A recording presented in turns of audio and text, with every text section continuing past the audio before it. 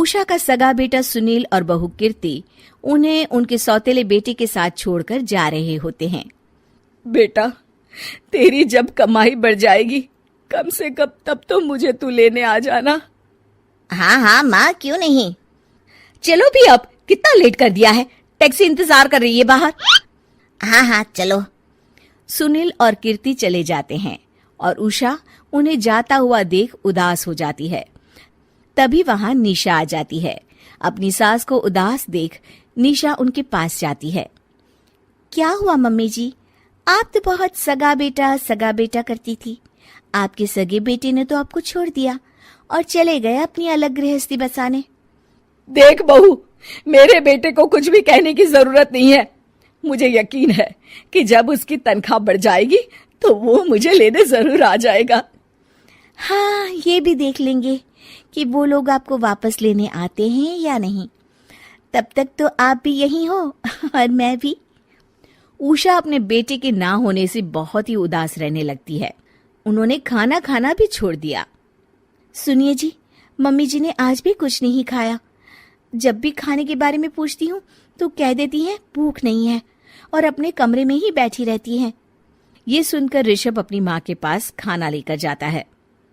माँ, सुनील बेटा आ गया तू? ओह, तू है। माँ, मैं खाना लाया हूँ, खा लीजिए प्लीज। आप ऐसे भूखी रहेंगी तो बीमार पड़ जाएंगी। मुझे भूख नहीं है, ले जा तू खाना। ठीक है, फिर जब तक आप नहीं खाएंगी मैं भी नहीं जाने वाला यहाँ से। अरे तू क्यों जिद करता है? कहा ना मुझे भूख नहीं है।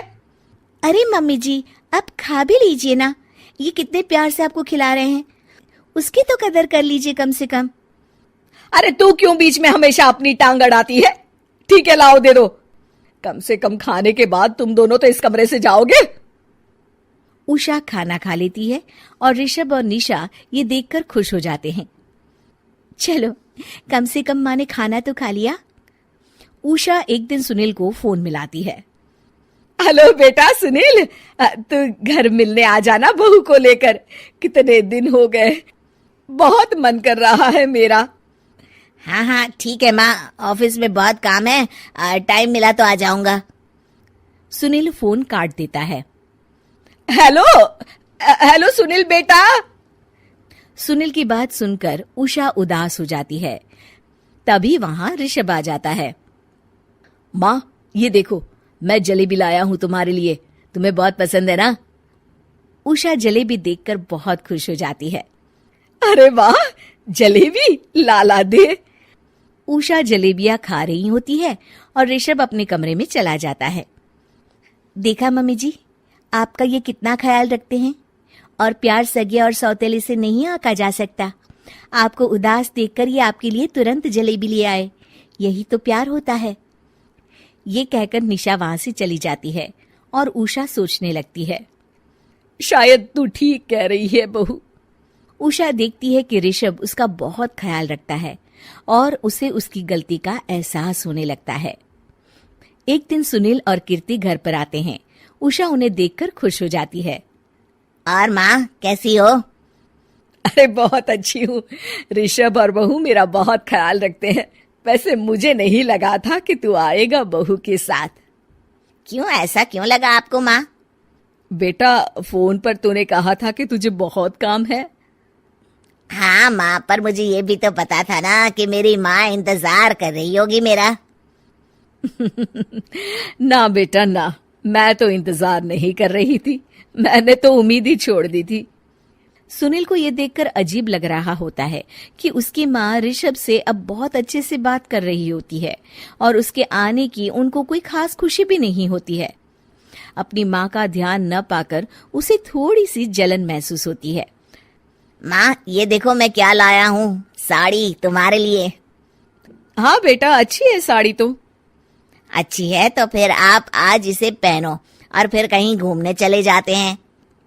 बेटा, ऋषभ ने भी मुझे साड़ी दी थी, आज तो मैं वही पहनूंगी।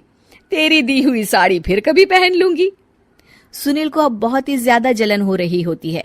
उसे समझ नहीं आता कि अपनी माँ का ध्यान फिर से कैसे वो अपनी तरफ खींचे। रात हो जाती है और उनके जाने का वक्त आ जाता है। माँ, चलो अपना सामान बांधो और हमारे साथ चलो। कीर्ति ये सुनकर चौंक जाती है। ये क्या कह रहे हैं आप? हम सासू माँ को लेने थोड़ी ना आए थे। अरे तुम चुप हो जाओ। माँ चलो जाओ, अपना सामान बांध लो। आप मेरे साथ आ रही हो, मैंने कह दिया तो कह दिया। अरे पर बेटा, तेरी तो तनख्वाह कम है, मैं तुझ पर बोझ नहीं बनना चाहती। अरे मुझ पर बोझ नहीं हो माँ, बस आप चलो ना, मैं लेकर ही जाऊंगा आपको। नहीं बेटा, अब मैं नहीं आना चाहती। मैं तो अब ऋषभ और बहू के साथ ही रहूंगी। ये सुनकर ऋषभ चौंक जाता है। ये क्या कह रही हो माँ? हाँ बेटा, मैं कहीं नहीं जाने वाली अब। माँ, अब सच में नहीं जा रही? नहीं बेटा, मैं तो तेरे पास ही रहूंगी अब, और जो प्यार मैं तुझे नहीं दे पाई वो सब दूंगी बेटा। ऋषभ और उसकी माँ गले मिलते हैं और निशा खुश हो जाती है।